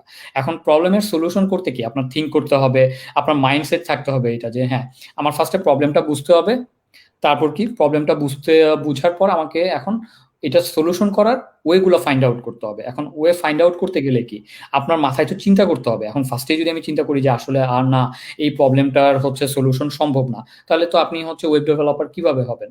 ঠিক না? আর একটা প্রবলেম আসলো, আপনি সেটা বুঝলেন না, তাহলে তো আপনি এটা সলিউশন করতে পারবেন না। সো আপনার এই প্রবলেম সলভিং এর মূল উদ্দেশ্যই হচ্ছে আপনার মধ্যে এমন একটা ক্যাপাবিলিটি তৈরি করে দেয়া, যাতে একটা প্রবলেম আসলে আপনি ভয় পেয়ে না যান। আপনি প্রসেস ওয়াইজ ডিসিশন নিতে পারেন, চেষ্টা করতে পারেন যে এই প্রবলেমটার সলিউশন কিভাবে করা যায়। তারপর আপনি যখন অনেকগুলো সলিউশন বাই করলেন, তারপর আরো কিছু প্রসেস সিস্টেম ব্যবহার করে এই ডিসিশনে পৌঁছা যে এই সলিউশনগুলোর মধ্যে কোনটা আমার জন্য বেটার হবে। তারপর আপনি ওইটা হচ্ছে করলেন। এখন ওইটা আপনি একটা ওয়েবসাইটের প্রবলেম সলভ করতে পারেন সেম অ্যাপ্রোচ ব্যবহার করে। আপনি আপনার রিয়েল লাইফের হচ্ছে একটা প্রবলেম সলভ করতে পারেন, অথবা একটা মোবাইল অ্যাপ্লিকেশনের প্রবলেমও সলভ করতে পারেন। তো দিন শেষে আসলে হচ্ছে আপনি ইঞ্জিনিয়ার হন বা লাইফে অন্য যে কোনো প্রফেশনে যান, প্রবলেম সলভিং আসলে আপনার লাইফের প্রত্যেকটা সেক্টরে, প্রত্যেকটা পদেই হচ্ছে কাজে দিবে। আর এখন দিন শেষে আপনি যদি স্পেসিফিক হচ্ছে ওয়েব ডেভেলপমেন্টের কথা বলেন, তাহলে আপনি হয়তো অনলাইনে প্রচুর হচ্ছে আপনার প্রবলেম সলভিং ওয়েবসাইট আছে, এবং সেখানে বিভিন্ন ল্যাঙ্গুয়েজে বিভিন্ন ক্যাটাগরির হচ্ছে আপনার প্রবলেম থাকে, যেগুলোর সলিউশন আপনি ট্রাই করতে পারেন, অন্যজনের সলিউশন দেখে হচ্ছে নিজে শিখতে পারেন। তো সেই ক্ষেত্রে আপনি একটু ফোকাস রাখবেন যে আপনার রোলটা যেটা হবে বা আপনি যেটাতে ফোকাস করতে চান সেটার সাথে রিলেটেড কি কি প্রবলেম আছে সেগুলো আপনি হচ্ছে সলভ করেন। ফর এক্সাম্পল, আপনি যদি ওয়েব ডেভেলপার হইতে চান তাহলে হয়তো দেখা যাচ্ছে যে প্রাইম নাম্বার বা প্যালিন্ড্রমিক নাম্বারের সলিউশন করে আপনি খুব একটা লাইক স্পেসিফিক ওয়েব ডেভেলপমেন্টের জন্য বেনিফিট পাবেন কিনা জানি না, বাট আপনি যখন প্রবলেমটা সলভ করতে যাবেন অবশ্যই আপনার হচ্ছে থিঙ্কিং ক্যাপাসিটি হচ্ছে ভালো হবে, আপনার মাইন্ডসেটটা ইমপ্রুভ করবে। বাট আপনি ওয়েব ডেভেলপার হইতে চাইলে আপনি দেখেন যে হ্যাঁ ওয়েব রিলেটেড কি কি প্রবলেম আছে, তখন সেগুলো ফাইন্ড আউট করে সেগুলোর সলিউশন করতে পারেন। এক্স্যাক্টলি। আর আরেকটা ব্যাপার হচ্ছে ভাই, আমরা তো আসলে জ্যোতিষী না, আমাদের লাইফে কি প্রবলেম আসবে তা আমরা জানি না। তো জানি না। হয়তো আমার পার্টিকুলার ইউজ কেসে হয়তো প্যালিন্ড্রোম লাগছে না, বাট প্যালিন্ড্রোম করতে গিয়ে আমি যে জিনিসগুলো শিখলাম সেইটা আসলে এফেক্ট করবে আর কি। সো ওইটাই আর কি আলটিমেট। সো আসলে কি করছি সেটার থেকে জরুরি হচ্ছে কিভাবে করছি, এটাই হচ্ছে একদম আলটিমেট সামারি। ভাইয়া, আমি যে প্রশ্নটা আপনাকে করতে চেয়েছিলাম সেটা শাহাদাত হোসেন মাহি সে করে দিয়েছে, তো যার কারণে তার কোশ্চেনটা আমি নিচ্ছি এবং এটা দিয়ে আমি কোশ্চেন শেষ করছি। সেটা হচ্ছে গিটহাব কোপাইলট, খুবই হট টপিক এখন। তো আপনার মতামত কি এই ব্যাপারে? জব মার্কেটে এটা কোনো এফেক্ট ফেলবে কিনা, যদি ফেলে তাহলে সেটা কতটুকু? আচ্ছা, আমি এখনো হচ্ছে অনেকদিন ধরে এটার হচ্ছে সোশ্যাল মিডিয়াতে অনেক মাতামাতি দেখতেছি, বাট আমি এখনো হচ্ছে সময় করে এটা দেখে উঠতে পারি নাই যে আসলে ওরা কতটুকু কি করছে। বাট মানুষজনের কাছ থেকে যতটুকু যা দেখছি আমার মনে হয়েছে যে খুবই চমৎকার একটা কাজ করছে, এবং এটা হয়তো সামনে অনেক বেশি পরিমাণ হচ্ছে লাইক আমাদের প্রোগ্রামারদের বেনিফিট নিয়ে আসবে। সো দিন শেষে হচ্ছে আসলে জব মার্কেটে এফেক্ট ফেলবে কোন জায়গায় আমি বলি, দিন শেষে ওই যে বললাম যে অ্যাজ এন ইঞ্জিনিয়ার এটা কিন্তু খুব কম্পিটিটিভ একটা মার্কেট। আপনার যত বেশি স্কিল থাকবে, আপনার thinking capacity, problem solving capacity যত বেটার হবে, আপনার মার্কেটে ভ্যালু তত বেশি হবে। সো যেই কাজটা হয়তো এই কোপাইলট করতে পারতেছে, সো ওই কাজটা যদি আপনাকে দেওয়া হয়, আপনার যদি আধা ঘন্টা লাগে, কোপাইলটের যদি 1 মিনিট লাগে, তাহলে আমার তো ভ্যালু থাকতেছে না। বাট এখন আমি নিজেকে কিভাবে ওই জায়গা থেকে বেটার করে ফেলতে পারি, যেহেতু কোপাইলট আর্টিফিশিয়াল ইন্টেলিজেন্স এবং মেশিন লার্নিং ব্যবহার করে তৈরি হচ্ছে এবং স্টিল আর্লি পর্যায়ে আছে, এবং যত দিন যাবে আর কি ওর ক্যাপাবিলিটি বাড়বে। বাট দিন শেষে হিউম্যান ব্রেনের ক্যাপাসিটি কেউ ওভারকাম করতে পারবে না, এতটুকু বিষয় আপনার মাথায় রাখতে হবে। সো বাট আবার আমাকে কেউ ওভারকাম করতে পারবে না বলে আমি এখন বাসায় যদি ঘুমায় থাকি, নিজের স্কিল ডেভেলপ না করি, তাইলে কিন্তু আবার হচ্ছে বললে হবে না যে রোবট আমার কাজ নিয়ে গেল। সো আপনাকে আইডেন্টিফাই করতে হবে যে কোন কোন জায়গায় রোবট আমাকে হচ্ছে বেনিফিট দিচ্ছে, আমার টাইমটা লাইক হচ্ছে বাঁচায় দিচ্ছে, ওই জায়গাটুকু আপনি ব্যবহার করেন। তারপর আপনি আইডেন্টিফাই করেন যে কোন জায়গায় স্টিল রোবটটা কাজ করতে পারতেছে না, তার মানে ওই জায়গাটাতে এখন আপনাকে কাজ করতে হবে। তাইলে আপনার প্রবলেমটার সলিউশন হবে। ফর এক্সাম্পল, আমি যদি ধরেন আমি একটা টাস্ক করতেছি, খুব একটা কমপ্লেক্স কাজ, হ্যাঁ, ওইটার মধ্যে একটা পার্টে আমার ধরেন যে এই পালিন্ড্রমিক নাম্বার বের করতে হবে। হ্যাঁ, এখন পালিন্ড্রমিক নাম্বার বের করার জন্য আমি কোপাইলটে যে ওই অংশটুকু নিয়ে আসলাম, বাট বাকি যে কমপ্লেক্স অংশটুকু আছে সেগুলো ধরেন এখনো কোপাইলট হচ্ছে করতে পারে না। তার মানে কি এটা আপনাকে করতে হবে। এখন আপনার মধ্যে তো ওই স্কিলগুলো নিয়ে আসতে হবে যাতে আপনি ওই বাকি অংশের সলিউশন করতে পারেন। সো দিন শেষে অটোমেটেড ভাবে 100% তো কোনো কিছুই পসিবল না, হিউম্যান ডিপেন্ডেন্সি থাকবেই। ইভেন যে জিনিসটা অটোমেট করা হচ্ছে সেটার মেনটেন্যান্সও তো একটা পার্সনকে করতে হবে। এখন আপনি যদি ওই স্কিলটা নিজের মধ্যে না তৈরি করতে পারেন, তাহলে আসলে জব মার্কেটে আপনার নিড থাকবে না। বাট আপনাকে আইডেন্টিফাই করে বুঝে নিতে হবে যে কোন জায়গায় মেশিন কাজ করবে, কোন জায়গায় আমি কাজ করবো, এবং আমার মনে হয় যে এই দুইটার মধ্যে সিনক্রোনাইজেশন বুঝলে এবং সেই অনুযায়ী নিজেকে আপডেটেড রাখলেই এনাফ। এক্স্যাক্টলি। এবং আমার মনে হয় ভাই আরেকটা জিনিস যেটা এখান থেকে আমরা সামারি টানতে পারি, সেটা হচ্ছে আপনি যেটা বললেন যে কখনো হিউম্যান ব্রেনকে রিপ্লেস করতে পারবে না। সো তার মানে আমাদেরকে এমন কাজই করতে হবে যেটা করতে ব্রেন লাগে। হ্যাঁ, এখন যদি আমি সিনট্যাকটিক ব্যাপার মুখস্থ করে আমি যদি লিখি, সেটা কিন্তু ব্রেন লাগে না, সেটা কিন্তু আমার প্র্যাকটিস লাগে। সো ফোকাস আসলে চলে যাচ্ছে কিন্তু সেই কনসেপ্টের দিকে। হ্যাঁ, আমি বললাম আমি ওওপি শিখবো না, না শিখে আমি শুধু ফাংশনাল শিখে জীবন কাটায় দিব, হ্যাঁ, তাহলে আসলে চলবে না আর কি। আমাদেরকে আসলে এমন কাজ বেছে নিতে হবে এবং আমাদেরকে আসলে রোবটের থেকে নিজেদেরকে আপগ্রেড করতে হবে আর কি। সো তাহলে আমার চিন্তা নাই। বাট ডেফিনেটলি ওভারঅল যদি আমি চিন্তা করি, এবং এটা আমি আমার মতামত বলছি, আমি ডেফিনেটলি এটা আপনাকে ফোর্স করছি না যে, এবং আপনি যদি একমত হন তাহলে আমার সাথে হয়তো বলতে পারেন যে আমি দেখেছি যে সমস্ত আর্টিফিশিয়াল ইন্টেলিজেন্স বেসড টুল যেগুলো আসে মার্কেটে, এবং আমরা যদি ইতিহাস দেখি, টেকনোলজির ইয়ে দেখি, সবসময় আমরা বলে এসেছি যে আমরা আসলে আসছি মানুষকে সহযোগিতা করার জন্য। তারপরে তারা কিন্তু কিছু এভারেজ মানুষকে রিপ্লেস করে, এটা স্বাভাবিক। কারণ এবং এটা আমরা অ্যাভয়েড করতে পারবো না, এটা পজিটিভ বলি আর নেগেটিভ বলি, that doesn't matter. At the end of the day we can avoid it, because business চাবে তাদের কাজ সহজ করতে, তারা চাবে সেখানে যেন কম কস্ট লাগে। সো আমাদেরকে আসলে আউট পারফর্ম করতে হবে এআই কে আর কি সবসময়। So it's a competitive advantage that we will get, but at the same time monotonous average কাজ যারা করে তাদেরকে সতর্ক করতে আসলে আমার মনে হয় তাদের একটু সতর্ক হওয়া উচিত এবং আরেকটু এই ব্যাপারটায় আর একটু কেয়ারফুল হওয়া উচিত। এনিওয়েজ ভাইয়া, তো খুব ভালো লাগলো আপনার সাথে আজকে কথা বলে, আমরা প্রচুর ইনফরমেশন পেলাম, প্লাস মানে ইনফ্যাক্ট সবকিছু মোটামুটি জানতে পারলাম। তো লাস্টে ভাই আপনার কাছে একটা আমি করবো, সেটা হচ্ছে জাভাস্ক্রিপ্ট ইকোসিস্টেম নিয়ে। যেহেতু আমার লার্ন উইথ সুমিত কমিউনিটিতে প্রচুর জাভাস্ক্রিপ্ট ডেভেলপার এবং প্রচুর কোশ্চেন আছে দিয়েছে, আমি একবারে করে দিচ্ছি। সেটা হচ্ছে জাভাস্ক্রিপ্ট নিয়ে ইনসিকিউরিটি বা জাভাস্ক্রিপ্ট ফিউচার কি, হ্যাঁ এটা নিয়ে শিখে কতদূর যাওয়া যাবে, এই টাইপের প্রচুর কনফিউশন থাকে। সো আপনি যদি জাভাস্ক্রিপ্ট স্ট্যাক সম্পর্কে আপনার একটু মতামত দিতেন, যে ওভারঅল বাইরে বলেন দেশে বলেন জাভাস্ক্রিপ্ট স্ট্যাক নিয়ে একটা ছেলে আসলে কতদূর নিজেকে যেতে পারে আর কি, এবং সে কি ওটা নিয়ে সেফ কিনা, নাকি তাকে আসলে জাভাস্ক্রিপ্ট নিয়ে একদিন বিপদে পড়ে যাবে। Because JavaScript was called as a virus sometime, তো সবার মধ্যে ওই টয় ল্যাঙ্গুয়েজ থিঙ্কিংটা এখনো আছে আর কি। সো আপনি এই ব্যাপারে আপনার মতামতটা যদি একটু বলতেন। আচ্ছা, টু বি অনেস্ট আমার মনে হয় যে যতদিন ওয়েব আছে আসলে হচ্ছে জাভাস্ক্রিপ্টকে পুরোপুরি রিপ্লেস করার মতো, ইভেন আমার মনে হয় যে একটা পোর্শন রিপ্লেস করার মতো এখন পর্যন্ত অল্টারনেটিভ আসে নাই। সো সেই হিসেবে বলতে গেলে আসলে জাভাস্ক্রিপ্ট আমি বলবো যে বর্তমানে এমন একটা ল্যাঙ্গুয়েজ যেটা শিখলে আসলে আমার মনে হয় না যে কাজের কোনো অভাব হবে।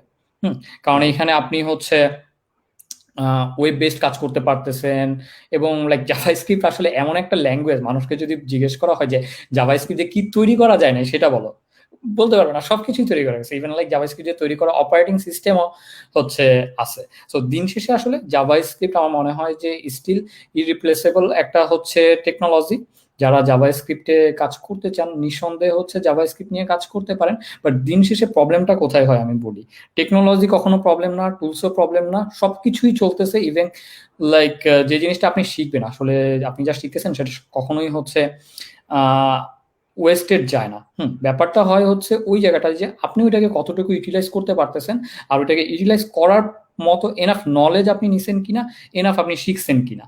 এখন আপনি যদি টুকটাক জাভাস্ক্রিপ্ট শিখে কয়েকটা টিউটোরিয়াল লেখা মনে করেন যে আমি জাভাস্ক্রিপ্ট শিখে ফেলছি, তারপর আপনি ইফিসিয়েন্টলি কোনো কিছু করতে পারতেছেন না, প্রবলেম সলভ করতে পারতেছেন না, তারপর আপনি দোষটা দিয়ে দিলেন কি জাভাস্ক্রিপ্টের, জাভাস্ক্রিপ্ট শিখলাম আমাকে হচ্ছে এটা দিয়ে কিছুই হলো না। বাট দিন শেষে কথা হচ্ছে আপনি পিএইচপি শিখেন, জাভাস্ক্রিপ্ট শিখেন, যেটাই শিখেন আপনাকে ভালোভাবে শিখতে হবে আসলে।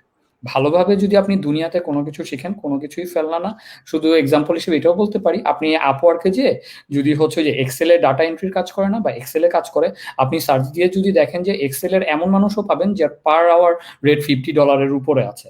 সো আমি অনেকে আছে যে প্রোগ্রামার হয়ে ধরেন যে আমি $50 বেশি ইনকাম করতে পারি না, বাট একজন হচ্ছে এক্সেল এর কাজ, যাকে আমরা অনেক সময় বলি যে ডাটা এন্ট্রির কাজ, সেখানে একজন এক্সেল এক্সপার্ট কিন্তু পার আওয়ার হচ্ছে $50 ইনকাম করতেছে।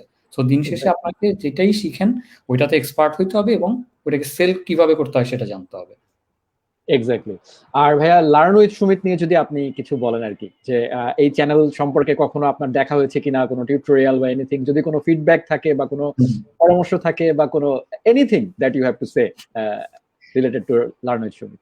না, আমার হচ্ছে খুবই ভালো লাগছে। আমি হচ্ছে আপনার চ্যানেল যখন শুরুতে হচ্ছে আপনি এই নোট.জেএস নিয়ে হচ্ছে টিউটোরিয়াল দিয়ে শুরু করছেন, তখনই আমি সাবস্ক্রাইব করে হচ্ছে কিছু ভিডিও দেখছি। কারণ ওই যে বলতেছিলাম যে আমার পার্সোনাল কিছু পেট প্রজেক্টে আমি হচ্ছে এই একটু নোট.জেএস হচ্ছে দেখতেছিলাম আর কি। তো ওই সময় বাংলা ভাষায় আসলে নোট.জেএস নিয়ে আমি হচ্ছে কোনো টিউটোরিয়াল কিছুই পাচ্ছিলাম না। টুকটাক কয়েকজন হয়তো শুরু করছে, জাভাস্ক্রিপ্টের পাচ্ছি, বাট সিরিজ আকারে তেমন কোনো ছিল না। সো তখন সেই টিউটোরিয়াল গুলো দেখে ভালো লাগছে যে না যাক, অবশেষে বাংলা ভাষায় আসলে আমি যে জিনিসটা শিখতে যাচ্ছি সেটার কিছু হচ্ছে ভালো কোয়ালিটি কন্টেন্ট পাচ্ছি। সো আপনার আসলে হচ্ছে বুঝানোর ওয়ে, তারপর যত সুন্দর করে কন্টেন্ট রিপ্রেজেন্ট করা হয় খুবই জোস, খুবই ভালো লাগে।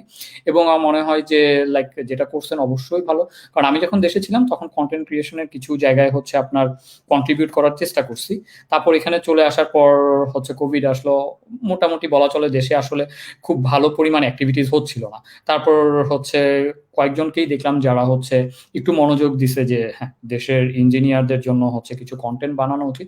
তো এটা খুবই ভালো একটা উদ্যোগ হয়েছে। আর এটার জন্য হচ্ছে স্পেশাল থ্যাঙ্কস এই কারণে যে বাংলাদেশ থেকে এখন অনেক ভালো ভালো ইঞ্জিনিয়ার ওয়ার্ল্ডের বিভিন্ন দেশে, লাইক ইউরোপে আমার মনে হয় যে লাস্ট 2 ইয়ার্সে মোর দেন 20 or 30 ইঞ্জিনিয়ার্স আসছে। সো এটা কিন্তু প্রুফ করে যে আমাদের বাংলাদেশের ছেলেদের হচ্ছে ক্যাপাবিলিটিস আছে, ট্যালেন্ট আছে।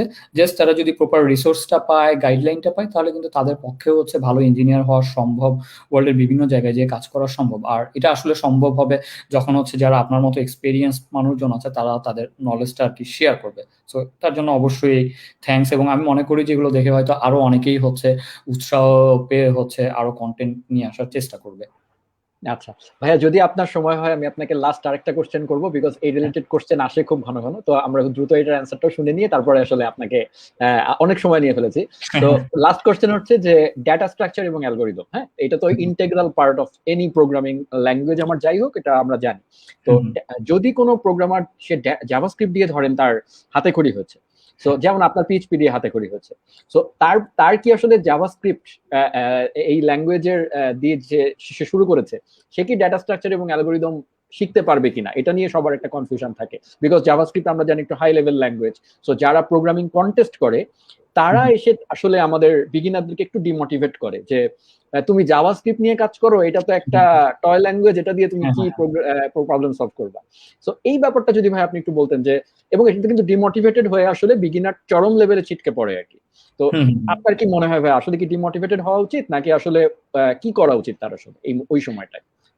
আচ্ছা, এখানে যদি আমি স্পেসিফিক ভাবে হচ্ছে ডাটা স্ট্রাকচার এবং অ্যালগোরিদম বোঝার কথা বলি, তাহলে আসলে কিন্তু দিন শেষে আপনি ওইটা সি দিয়ে করতেছেন, সি প্লাস প্লাস দিয়ে করতেছেন, না কোন ল্যাঙ্গুয়েজ দিয়ে করতেছেন ম্যাটার করে না।